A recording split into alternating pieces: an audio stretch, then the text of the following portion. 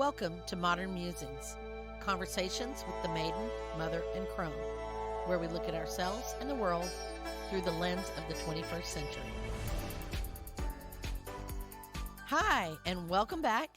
I'm your hostess, Cindy Murray, and I am here with my co-hosts, Amber Garvin and Kristen Hessler. Guess what? I said your name the right way. Yay! And you didn't even say hi.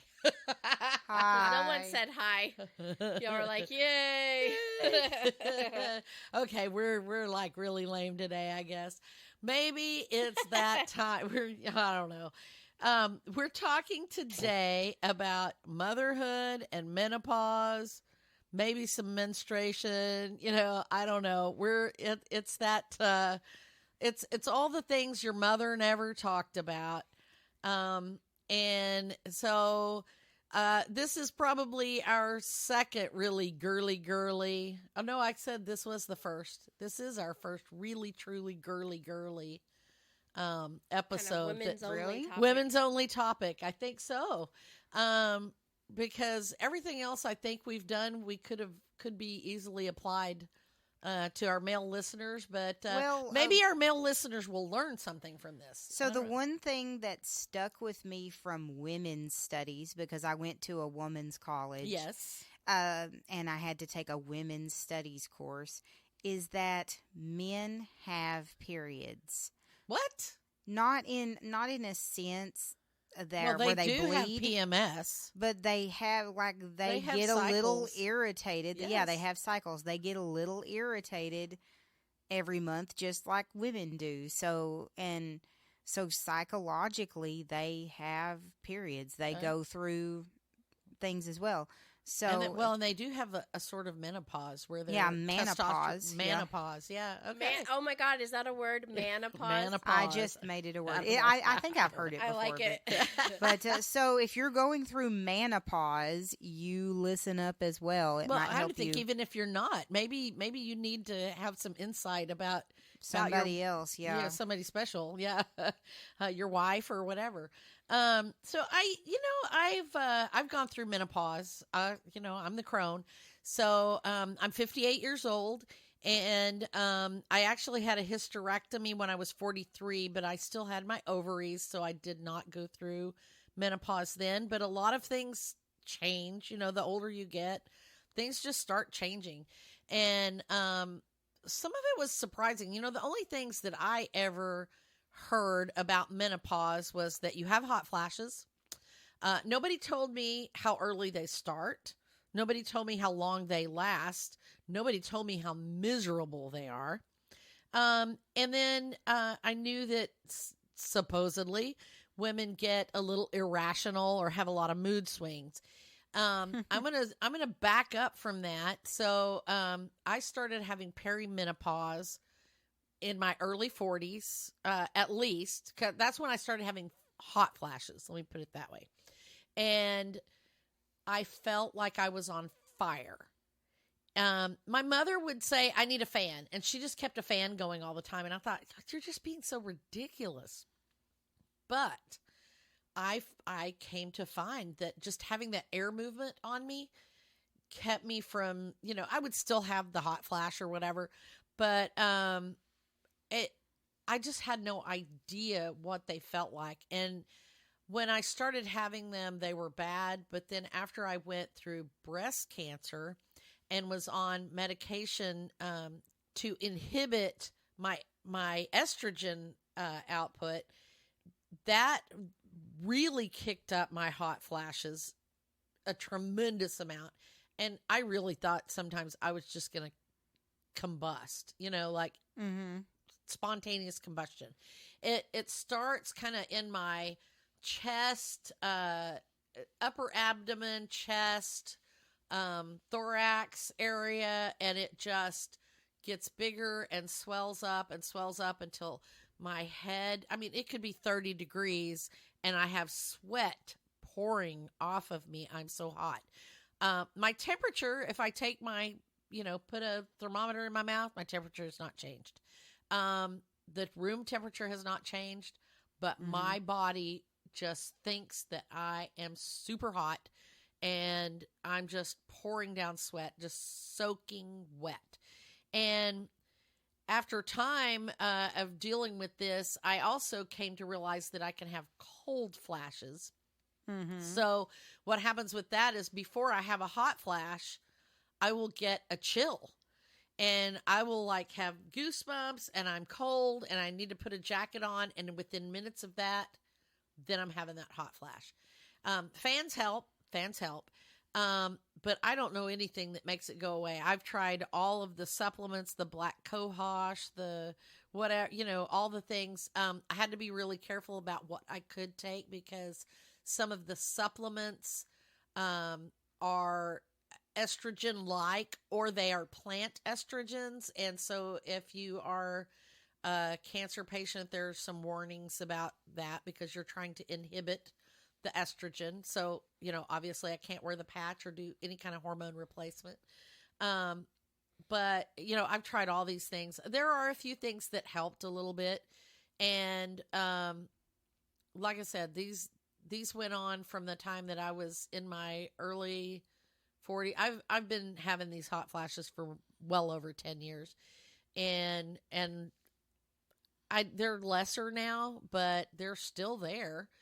And, there are some things you can do to help with them. And we'll talk about some of those.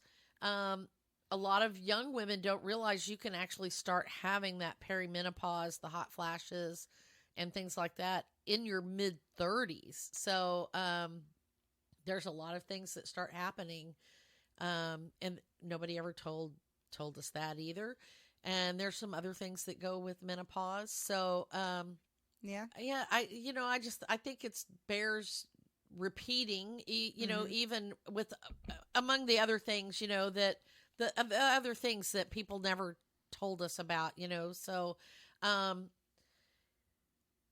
because we just don't talk about those things, and we're getting better about that. I think our society is getting a little more open about those things and not being so, oh, that's so embarrassing, But, they used to call it the change because they couldn't say the word. That's what my grandmother called it. She's going through the change. Yeah. And I remember hearing that on TV.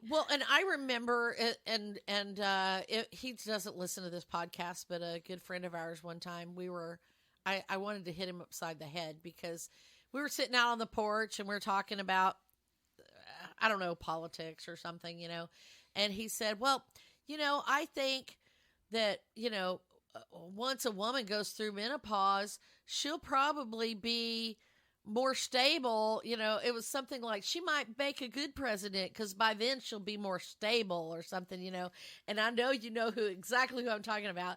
I really just kind of came unglued, but there was this idea that women before they've gone through menopause are unstable.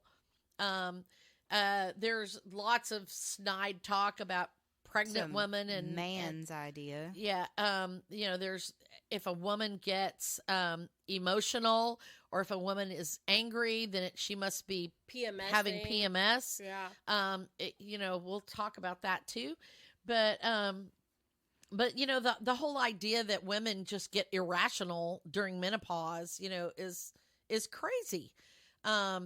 That's like my least favorite thing when if I'm feeling a certain way and someone says, "Are you on your period?" Like, how rude to invalidate my feelings by saying that it's, Because, and this is what I think guys don't realize is that just because you are expressing your feelings when you have PMS does not mean you don't feel those feelings right, all the time. You just it's just you're more willing to less inhibited in expressing your anger or your dissatisfaction or whatever. So those feelings all have a basis in something, and that's what I was saying. We're going to get to that because I that makes me crazy anytime a man wants to write off what you think or what you're saying because you're. But even women do it too. Oh, it's yeah, not just men.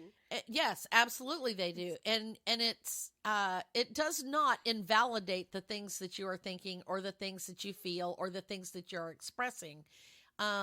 Yes, your reaction to those things may be a little more intense than it normally would, but it doesn't mean that those feelings, those thoughts wouldn't exist if you weren't having PMS or menopause or pregnancy. Yes, the hormones kick those things up a little bit, or the lack of them, or whatever, but that doesn't invalidate them, and that just makes me crazy. I don't know why we belittle each other, particularly women, over that so much, because it really is sabotaging other women to do that. Mm-hmm.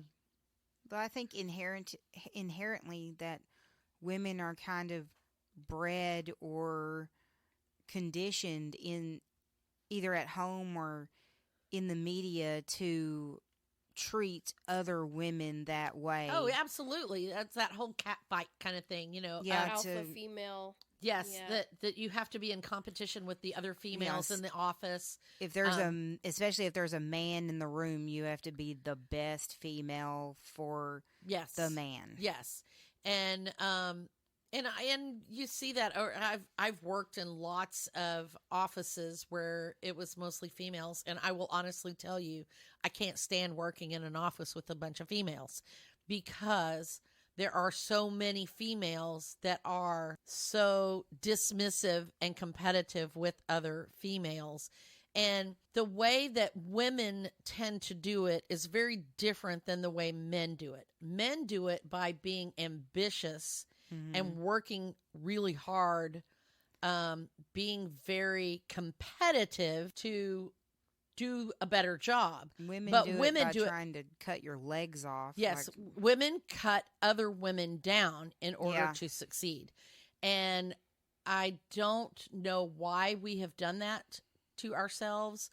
I'd like to see that culture change. And we should never belittle other women, for any reason. It's rude. yeah. It's not kind. It's not humane. It's not appropriate. I don't like that. I don't at all. And I don't want to work in an office where I've left jobs because of that. I'm so fortunate that where I work, it's not like that. Yeah. Well, and I'm not saying everywhere is. I mean, I've had I mean, some I've left awkward jobs coworkers like that as well. made Mhm. situations arise, but I've never felt threatened by other females in the workplace. Well, like that. I never felt threatened by the other females, but apparently other females have felt threatened by yeah. me, or by other females in the office, because they spend their time trying to knock them down. Well, I had an ex-boss that would pick a random, this is like not where I'm working now, but like schools and schools ago, where she would pick random female teachers and bully them and try to get them to quit so Yeah. she can get a male into the position. Yeah. I don't understand that either. I don't. I really don't. Back to our motherhood, menopause, all that. One of the things that nobody ever told me about menopause, which I think is very odd. And some people will argue with this. Some people say that your sex drive lowers, and some people say that the sex drive actually goes up, because you have the freedom of not worrying about being pregnant anymore and things like that. And Kristen's going, I don't want to talk about this, Mom. No, Amber and I were just laughing because we were just talking about, wonder if we're going to talk about that or not. Well, I mean, that's part of it, because our mothers don't decline talk us. to answer. I think there's a little truth to both, probably, but I mean, I'm going to be honest, because things that my mother didn't talk about. I know. Well, actually, I say my mother didn't talk about it, but I do recall my mother getting a little loose-lipped about having more sex drive than my dad, and I was like, I don't want to hear it. Blah, blah, blah, blah, blah, blah, But Well, like supposedly women, they go in phases. Like Right. men, it's more when they're younger, yes, and women, then it it's declines. more when they're older. Like yes. it'll so it's kind of they kind of go back up after menopause. Like hence the whole idea of having a cougar. Yeah, right, so like right, after menopause, it's well, supposed to go up. Maybe not during menopause. menopause, Some of that but too after. is that by the time that a woman is at the stage of menopause, she feels a lot more comfortable in her own skin. She's more confident. Takes a while to get there. Yeah, it just kind of takes you a while, and part of that is our society, because we've been taught good girls don't, and things like that. And we were just talking about on the last episode those gender roles and things, and at the end, after we hit the stop button, we were saying why didn't we talk about role reversal in dating and proposals and initiating sex and things like that, because those things also, as you get older, you're more confident in yourself to do to do that. And again, the whole idea of I don't have to worry about getting pregnant anymore, or whatever. Well, it's also like you're talking about role reversal and everything like that in dating. It's also like very appealing. And, I know this like from going through the whole dating process as somebody in my late 30s, a few years ago, that younger men find an older woman more appealing because she knows what she wants. They know what they want and what to do and how to do it. Yeah. Whereas younger women, they lack the confidence. They don't know.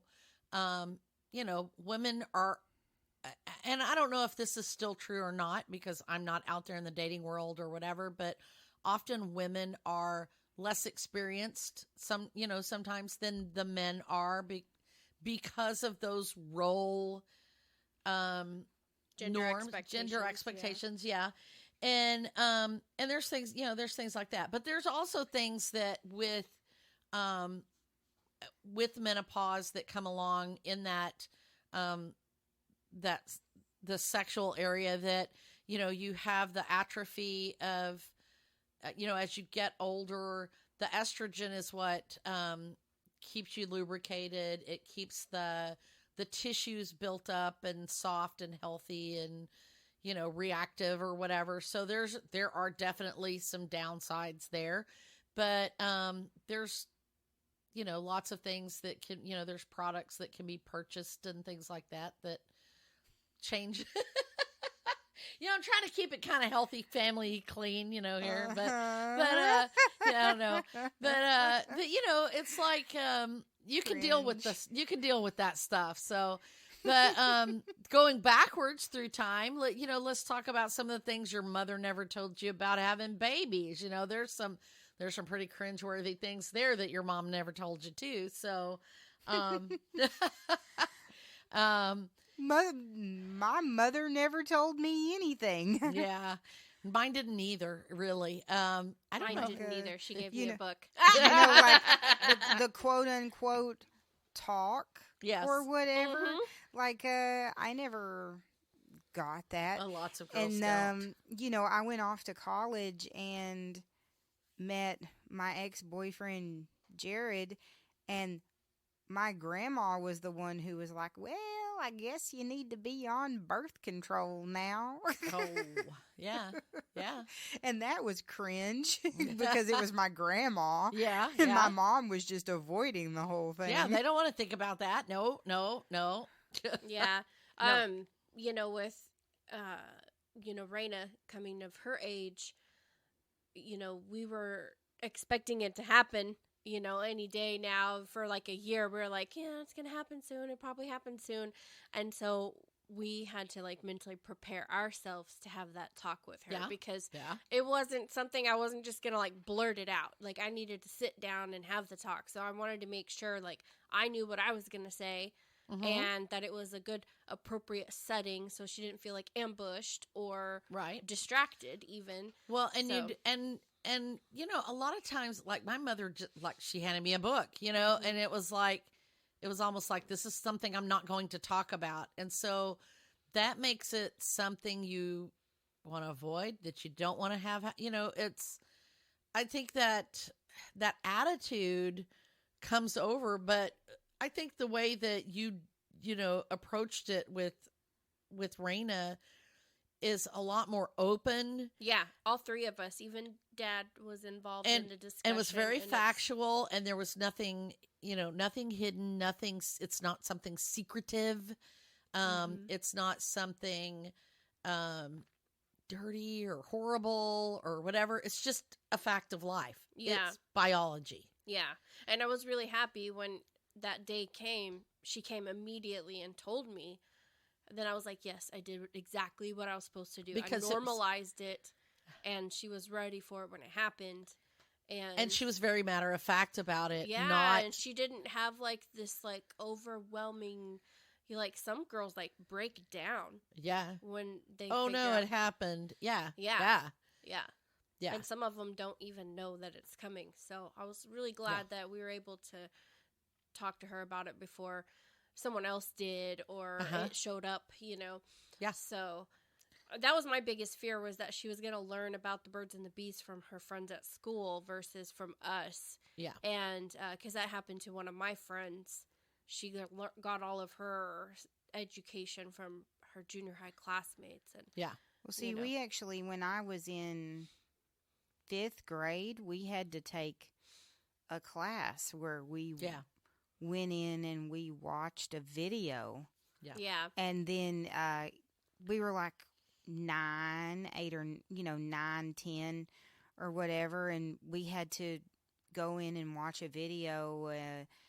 This is what coming of age is for a woman, and they took care of that in my school. And then, like a week later, it was really weird. It was like we all fall down, I guess. So and so got their time or whatever. Yeah. Yeah.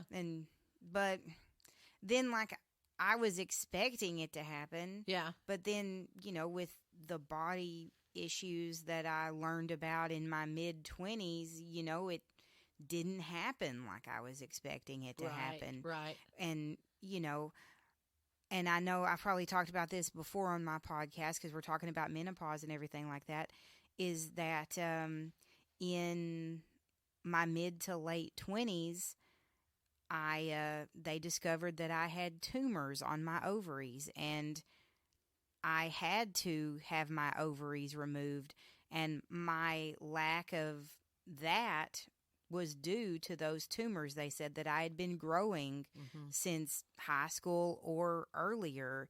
So it was just kind of like my fate was doomed either way, that I wasn't going to have a normal experience like other children did. Well, and I think that's one of the things too is, we set up this expectation because of the way it's handled sometimes, that girls think it's going to happen, 12 or 13 years old. But a lot of times, and this is one of the mistakes that some parents make, sometimes the girls are getting them younger and younger and younger. Yeah, it can start as early as 8. 8. Yeah. Yeah. And can you imagine how frightening that is to an 8-year-old to have their period and know nothing about what's going on? And likewise, there are girls and friends of mine who did not start until they were 15 and 16 years old, and they thought something was wrong with them. That they it was much later than that. It can be very normal to start late like that, and also this is where that good communication with mom or dad or whoever needs to happen, because there are things like with Amber and other people where that things are not developed properly, and they don't get a period. They won't get a period, but they need to know that, because if you have that good communication with your mom, then she'll know that it hasn't happened, for you. And, they can, after time determine if you need to seek right, if you need to seek medical assistance or whatever, because I know of people who have other instances where they were physically unable to have one and didn't know it until they were much older, and and they figured that out. So so I think it's really good to have that good communication. Now, my mom, like I said, my mother did not communicate with me when I was about third grade. She was prepared. I mean, she was thinking ahead. So, when I was in third grade, I would have been 8, turning 9 probably. And she got me a book about it, and she bought me training bras, because I guess I had started developing maybe at that point. And I did not start my period until much later. I did not start until I was 13. But everywhere, from the time I was probably 11, anywhere I went, if I went to go spend the night at my grandmother's or went for the summer somewhere, to my grandmother's or whatever, my mother would always make me pack pads just in case. And I was so frustrated by that, because it was like she was trying to hurry it along. And that's the way I felt, and I was like, I don't want this to start. But that was the way I felt, like she was trying to push it along. She's just sure that it's going to happen. I wonder if she was just afraid you were going to get caught off guard. I'm sure she was, but she didn't. With Raina, too. I think it's that lack of communication. She didn't say, I'm putting this in here. You need to take this just in case, because that way you'll have it and you won't have to ask somebody for it, or whatever. But she didn't say that. She just would put them in there. And like I said, at 11, 12 years old, I thought she was just like, what, are you trying to make me want to have it or something? I don't know what I thought, but it felt very uncomfortable to me. Likewise, she never taught me how to use a tampon.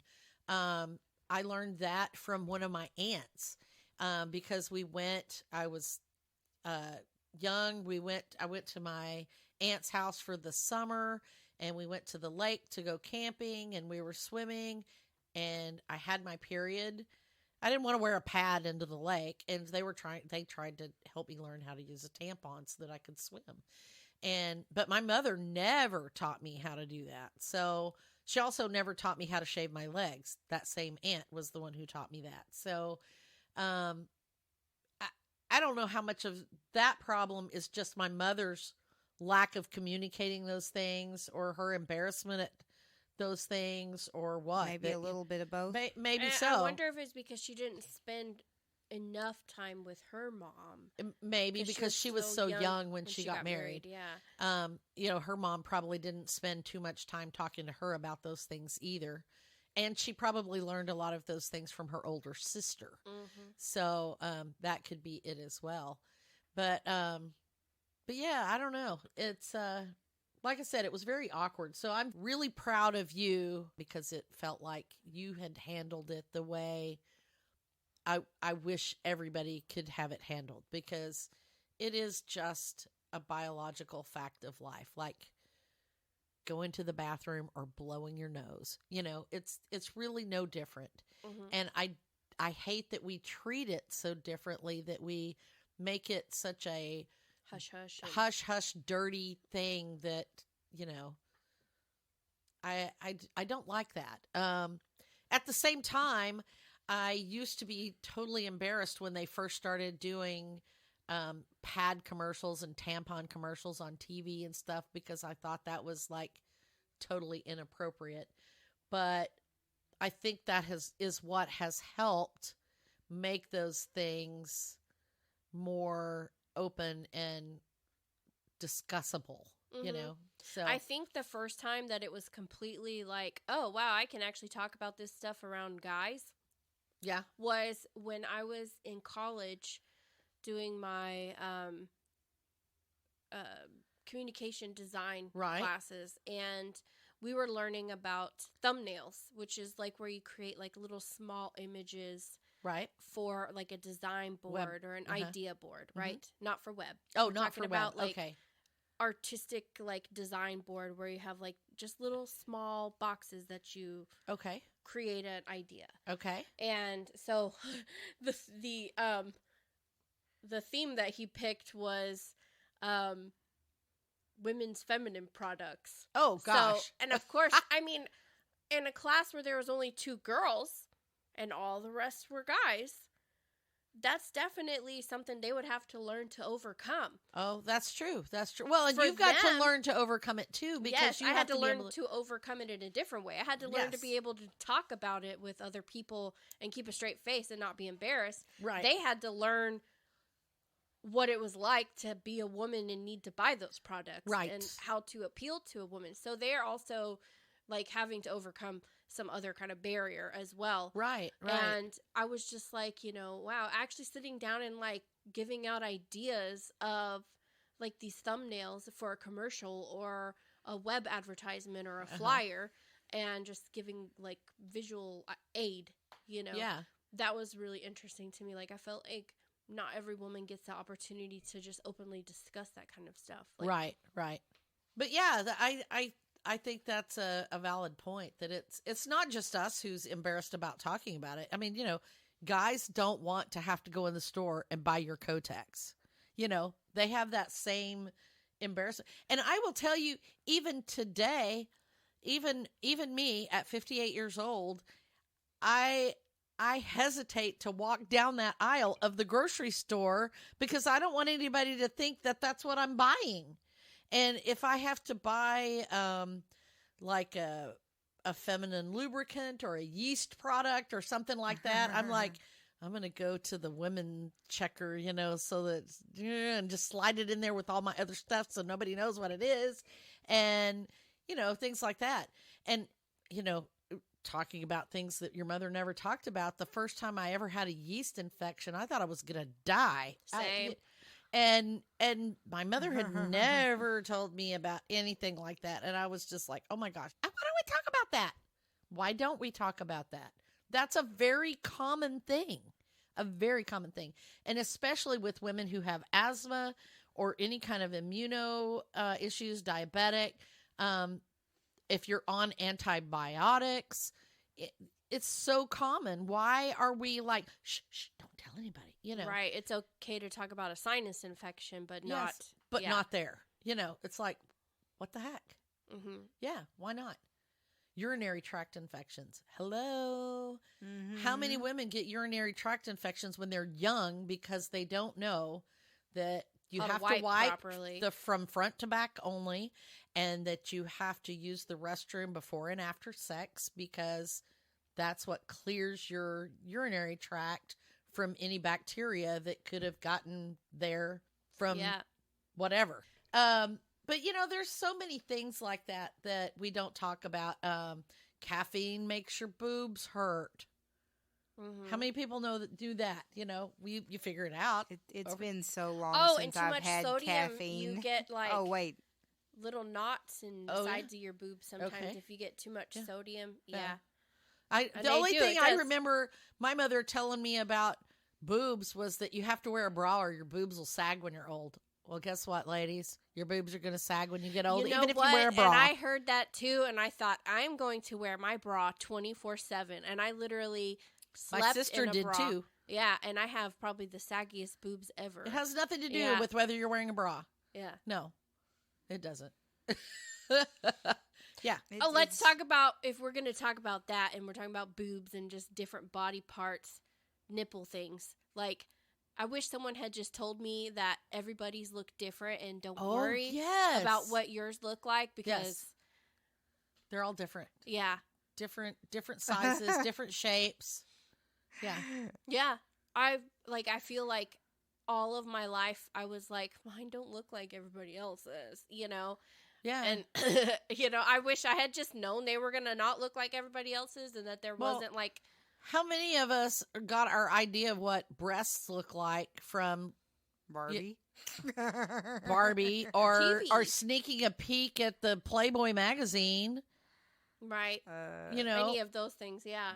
Or watching in a movie or whatever, you know, where they don't look anything like a normal, you know, I don't know. They're airbrushed. They're, you know, they probably had a boob job, whatever. Well, even if you don't see any of those, like, in nudity, just Sports Illustrated itself. Well, nobody talked about the nipples magazines showing through the swimsuit. Nobody talked about in magazines like how they airbrush. I mean, now it's all over the place, but like how they airbrushed models. Oh yeah. So a generation of girls growing up thinking that oh my gosh, I've got pimples, I've got freckles, and it's so wrong because all these people in the magazines, they don't have any of that stuff. Right, well, it's airbrushed. It's airbrushed out. Tyra Banks has talked about that a lot, about some of her Sports Illustrated swimsuit cover things or whatever, about how much they airbrushed her to look smaller than she was and whatever. And I spent my early 20s when I weighed like 112, 113, 114 pounds, thinking that I was overweight or fat because I have, I call it your pooch, from your belly button to your, the top of your groin, it kind of pooches out just a little bit.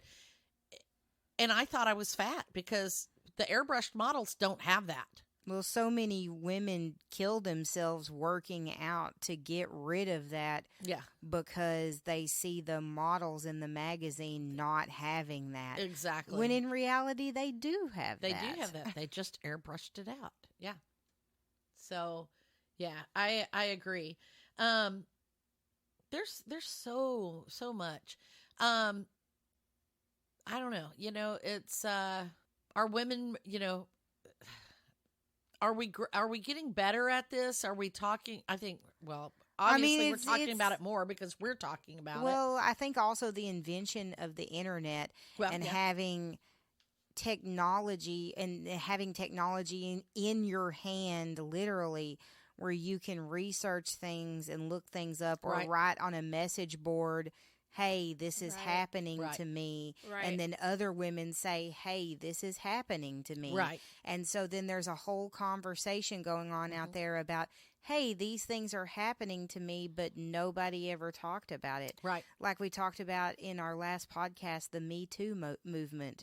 That was something that the message boards and people talking to each other, that's what spurs these things on. Whereas, growing up in the 80s when there was no internet, we only knew the people that were on our block. Yeah. Or, you only knew the people that were in your town if you were in a small town. You talk to your girlfriends or whatever, or your sister.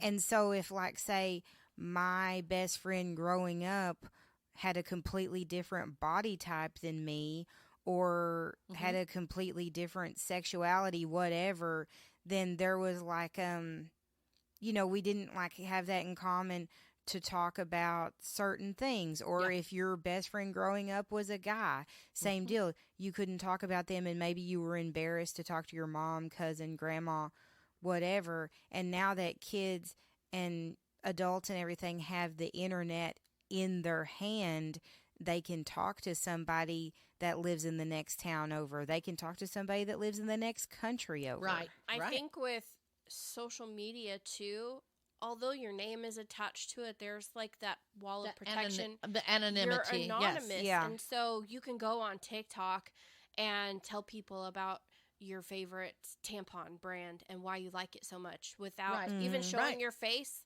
And yeah, exactly. then all the other women can see your video and be like, hey, I want to try that. Right. And that, because anyone and everyone can tell their story and share their story, now everyone's voices are being heard. So the conversations are like fueling, who knows where our society will go, 20, 40 years from now. Right. We will be thinking about it and other people will hear it in our mind. Oh, there you go. Because we will have evolved the consciousness to where... Oh, you're too funny. No, you'll just think a little tiny bit of thought and then Google will hear it yeah, and then 'cause we'll it'll have a be on chip in your our head. phone. We'll have a chip in our head. Google will hear it, and we can communicate it with somebody else because Google. Right. Because Google and Because Facebook Google. will own everything. Yeah. Right. Yeah. And it'll all go on our social media feed like that episode Everything in you the think. Orville. Oh, jeez. All right. So, did we have any other things we wanted to talk about that our mothers never told us, or things that surprised us about? I do. Basically, nobody ever tells you to like go to the doctor and get yourself checked out. And especially in my household growing up, it was just kind of a stigma of that we couldn't afford the doctor, Right. so don't I get had that sick as well. If you're not sick, you can't go to the doctor. You're not going to the doctor. So, like these tumors that I was growing, been growing them for years, and I didn't go to the doctor until my mid-20s to get them checked out because, I was bleeding in a place that I didn't feel like, that I shouldn't have been bleeding. And I'm like, why am I sick? I mean, for a couple of years, I hadn't been feeling very well, but I just ignored it because I was taught growing up, don't go to the doctor unless you're dying. And I'm like, well, I'm still living. I can still walk. I can still talk. Yeah. Why do I need to go to the doctor? And then I started, bleeding. And then I was like, this isn't normal. I feel bad. I had been having lower back problems for a couple of years, and I go to the doctor. Like, it actually took, to get to that point, it took several doctors, and I finally got to see what they were talking about, and then I had these tumors that were the size of babies inside my body, and the doctor's like, well, this is like the source of all of your problems. Why you have problems losing weight, why you have lower back problems. It all was stemmed to this. And, so now I cannot have a child naturally. If Jason and I are going to have children, we'll probably have to adopt. And there's nothing wrong with that at all. I had planned on doing it anyway, but, losing the ability to have a child was really kind of devastating for me in my 20s. Right. Because if I had been going and getting checkups regularly, they might have caught this and it would be a different story. Right. Well, and, likewise, you're talking about how you didn't go to the doctor, and, but for me, I had issues also, and what I found was that doctors are often dismissive of women's problems, and I found that female gynecologists tend to be the worst about being dismissive of female problems. Female doctors in general, like my grandmother had heart problems, and she was very dismissive about my grandmother's heart problems. And my grandmother, could, almost died because of it. Well, I had, I also have PCOS, and I wound up with fibroid tumors.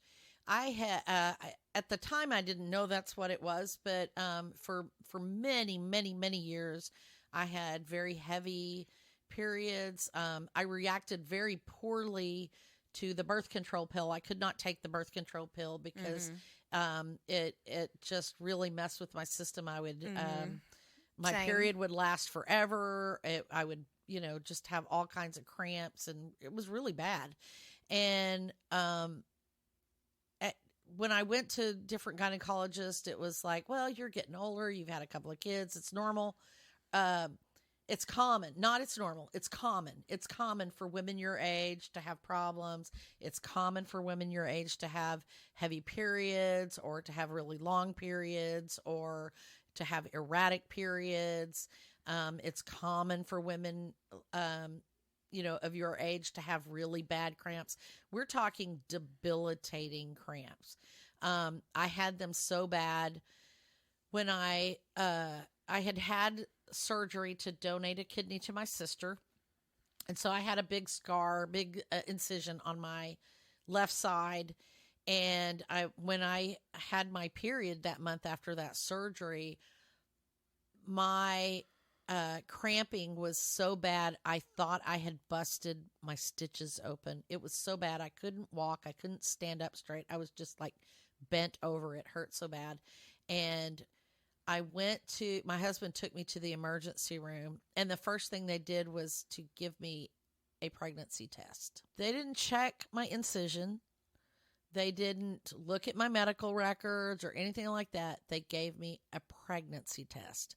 And then after it, of course, showed up that that's not what it was, they sent me home and told me that it was probably just a cystic ovary, and take this Motrin.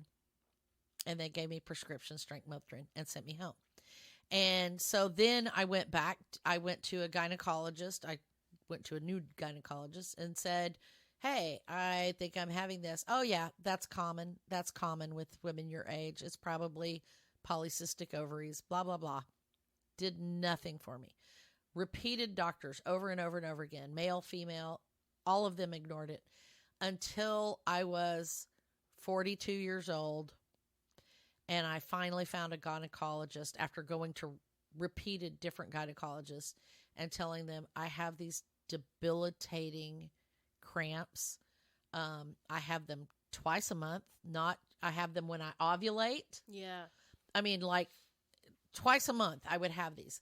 So when I ovulated, I would have these terrible, terrible cramps where I couldn't get out of bed. I had to put a heating pad on. I was in bed for 2 days, and I literally thought that my appendix was going to burst or, whatever. And then when I had my period, I would have cramps again, and it was like horrible. It was horrible. So heavy. And when, every time I would say that, this to the doctors, and they would just say, well, that's common. That's common. And they would do nothing about it. And I finally got a hold of this one doctor, and I got on the phone with her, and I was telling her about the thing. And I say, everybody just says it's common, but common doesn't mean it's normal. Common does not mean it's normal. And this is not normal. I'm trying to tell you, this is not normal. And I was literally crying on the phone. And she said, this was the first nurse or whatever that was on the phone with me. She was like, it's okay. We'll take care of you.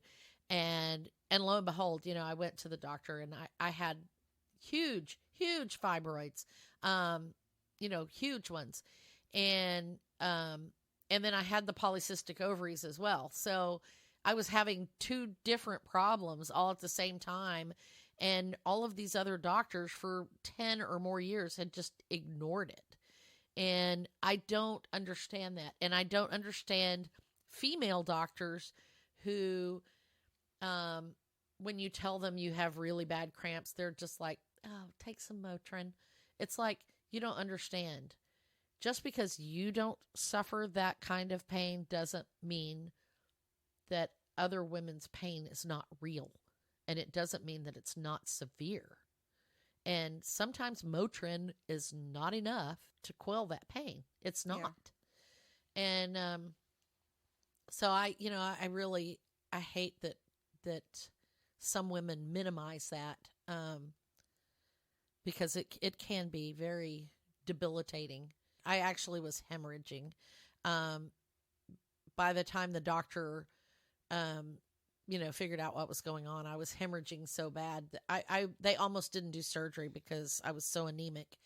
But we had gone on a trip with our Boy Scout troop, and I started hemorrhaging on the trip, and I couldn't even get out of the bathroom before I had completely saturated both a maximum size tampon and a maxi pad. They were completely saturated with blood. And I went home. My husband had to drive me home from this thing with a sheet between my legs because it was so bad. And that was, it was just terrible. And like I said, I had just been minimized by so many doctors, and nobody ever said anything about that. Nobody ever talks about how bad the bad can be. And so you just don't know that, I probably should have had a hysterectomy many years before I did. Mm-hmm. But, doctors don't listen.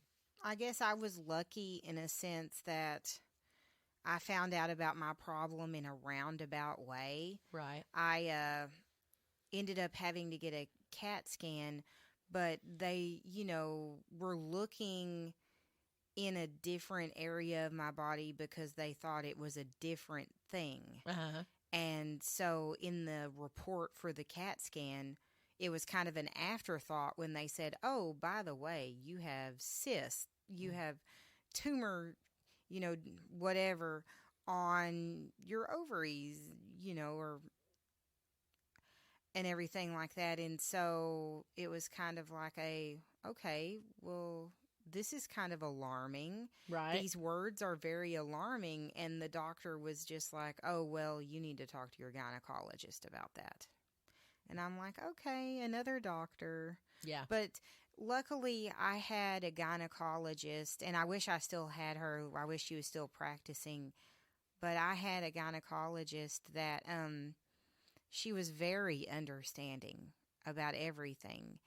And when I showed her the report, she immediately said, well, let's get you in for a sonogram. Mm-hmm. And, like my tumors were so big, like I said, they were the size, one of them was the size of a cantaloupe and the other one was the size of a grapefruit. Mm-hmm. And you could see them like they were babies on the sonogram. And it was very scary to me.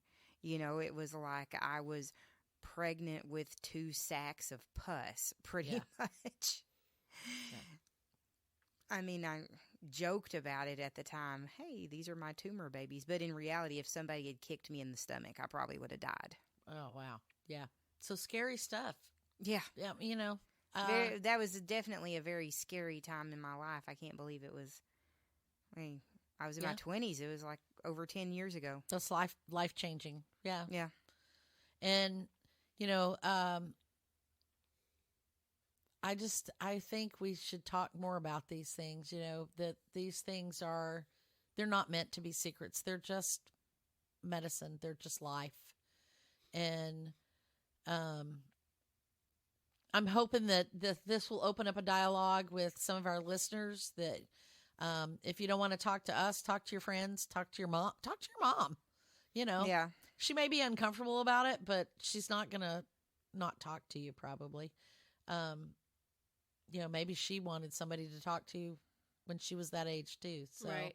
I think sometimes it's just finding that common ground. That's something that's relatable. I think you and I didn't start talking about it until we talked about cramps. And then it was just like, oh, you have those too? Yeah.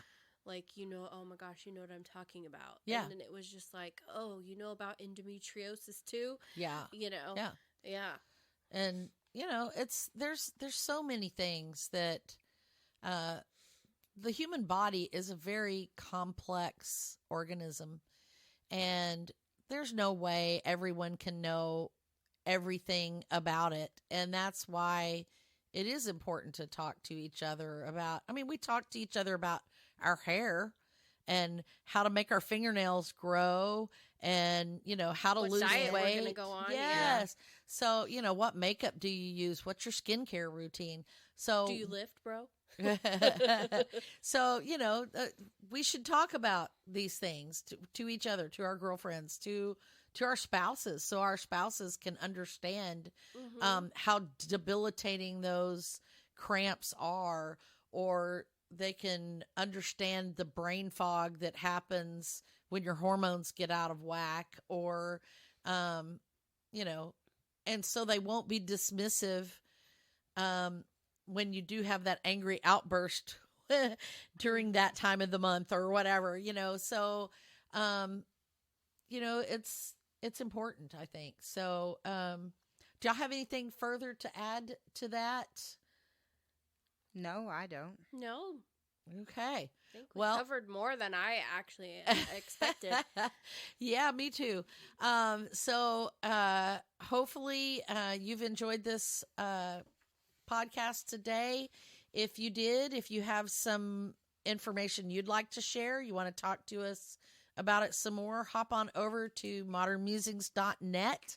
That is our blog, and you can make comments there. You can also join us on the MMC chat, which is our Facebook chat group. You can access it from our Facebook Modern Musings page. And if you're only listening to the podcast, you're only getting part of that story. And we want to thank Red Door Studios and Creative Audio Tech for our equipment and our theme music. And what is next week, Miss Amber? I believe that's you. Well, next week we are talking about a book that I have started reading, and it's some very good stuff. It's a self-help novel. It's called Girl, Wash Your Face, and we're going to talk about some of the key points in that novel about the lies that we tell ourselves. Oh, good. That sounds like it goes right in our goals girl stuff. And, definitely. Yeah, I'm looking forward to that. All right. So that's it for this week. Catch us next week for Girl, Wash Your Face. All right. And have a great weekend.